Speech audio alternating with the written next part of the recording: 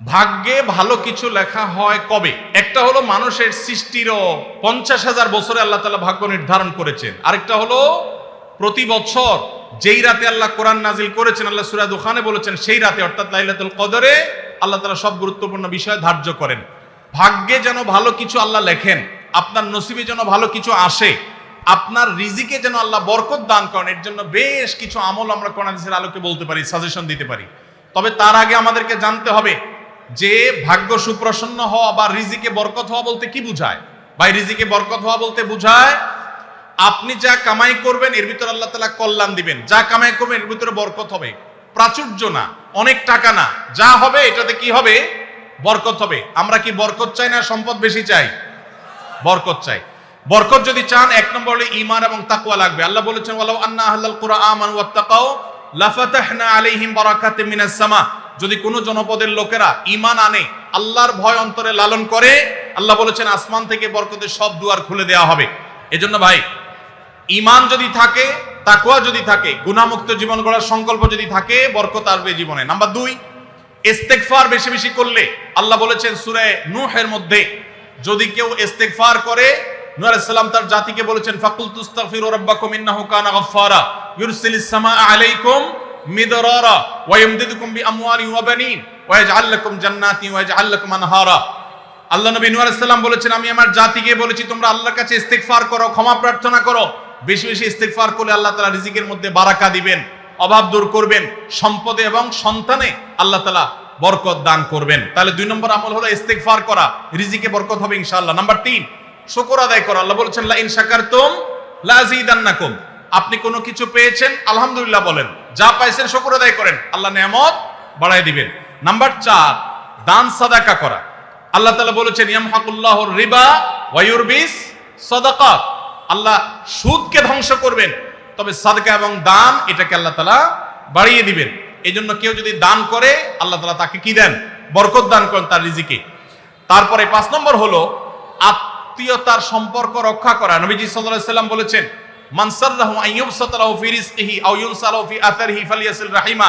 যে ব্যক্তি চায় তার আত্মীয়তার সম্পর্কে, যে ব্যক্তি চায় তার হায়াতে বরকত হোক, তার রিজিকে বরকত হোক, সে যেন আত্মীয়তার সম্পর্কের সাথে সম্পর্ক ভালো রাখে, আত্মীয়দের সাথে, অর্থাৎ রক্ত সম্পর্কে আত্মীয়দের সাথে যেন সম্পর্ক কানেক্টেড রাখে, বিচ্ছিন্ন না করে, তাহলে তার রিজিকে এবং হায়াতে বরকত হবে। এবং সর্বশেষ আরেকটা আমল বলতে চাই, সেটা হলো খাবারের ক্ষেত্রে একত্রিত হয়ে বসে খাবার খাওয়া। এই সুন্নত আমাদের সমাজ থেকে বিদায় হয়ে গেছে, আমরা অনেকে জানি না। আবু দাউদের একটি হাদিস বর্ণিত হয়েছে, নবীজি সাল্লাল্লাহু আলাইহি সাল্লামের কাছে এক ব্যক্তি বললেন, হে আল্লাহর রাসূল, আমরা খাই কিন্তু অনেক খাওয়ার পরেও পরিতৃপ্ত হই না, পেট ভরে না, খাবারের চাহিদা পরিপূর্ণ মিটে না, কারণটা কি? নবীজি সাল্লাল্লাহু আলাইহি সাল্লাম বলেছেন তোমরা সম্ভবত আলাদা আলাদা প্লেটে খাও, আলাদা আলাদা সিঙ্গেল খাও। তখন নবীজি সাল্লাল্লাহু আলাইহি সাল্লাম বলেছেন তোমরা সবাই একসাথে খানা খাবে, আল্লাহ তাআলা তোমাদের খাবারে বরকত দান করবেন। একসাথে খানা খাবে এবং বিসমিল্লাহ বলে খাবে, এই 2টা কাজ করলে আল্লাহ তাআলা তোমাদের খাবারে বরকত দান করবেন। এজন্য ভাইরা, বাসা বাড়িতে এক প্লেটে, স্বামী স্ত্রী 2 জন আছেন, এক প্লেটে খাবেন। বাচ্চাদেরকে নিয়ে বড় প্লেট নিয়ে খানা খাবেন, এটা সুন্নাত। নবীজি সাল্লাল্লাহু আলাইহি সাল্লাম উৎসাহ দিয়েছেন, কিন্তু আমাদের সমাজ থেকে এটা এখন হারিয়ে গেছে, নাই বললে চলে। আমরা সবাই যার যার মতো খানা খাই।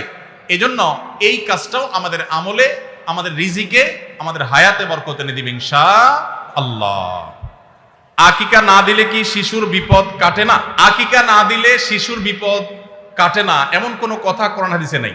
তবে আকিকা দেওয়া এটা গুরুত্বপূর্ণ একটা আমল।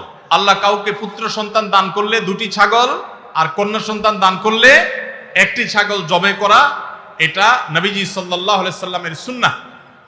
এটা জন্মের 7ম দিনে, না হলে 14তম দিনে, না হলে 21তম দিনে করবেন। সেটাও যদি কোনো কারণে না হয়, পরে যে কোনো সময় করলেও আদায় হয়ে যাবে।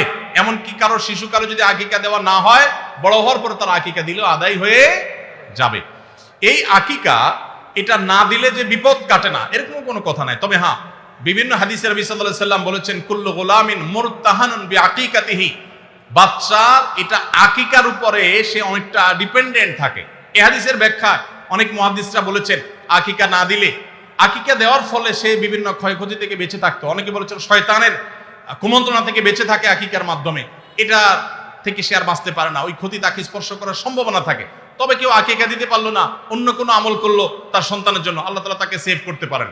এমন কোনো কথা নাই যে আকিকা না দিলেই তার সন্তানের বিপদ কাটবে না। তবে আকিকা দেওয়া উচিত, এর মাধ্যমে সন্তান নানাভাবে উপকৃত হয়, নানাভাবে সেফ থাকে, নিরাপদে থাকে। আল্লাহ আমাদের যাদের সামর্থ্য দিচ্ছে তাদেরকে আমল করার তৌফিক দান করুন। আমি একজন প্রাইমারি স্কুলের শিক্ষক। সকাল 9টা থেকে 4টা পর্যন্ত আমার কর্মঘণ্টা, 4:15 পর্যন্ত আমার কর্মঘণ্টা। 5 বছর বয়সী বাচ্চা থেকে শুরু করে 12 বছরের শিক্ষার্থী পড়ে। প্রতিটা ক্লাসের সময়কাল 40 মিনিট। সকালে 3-4টা ক্লাস নিলে শরীর আর চলে না। পরবর্তী ক্লাসগুলো শুরুর ক্লাসের মতো মনোযোগ দিতে পারি না।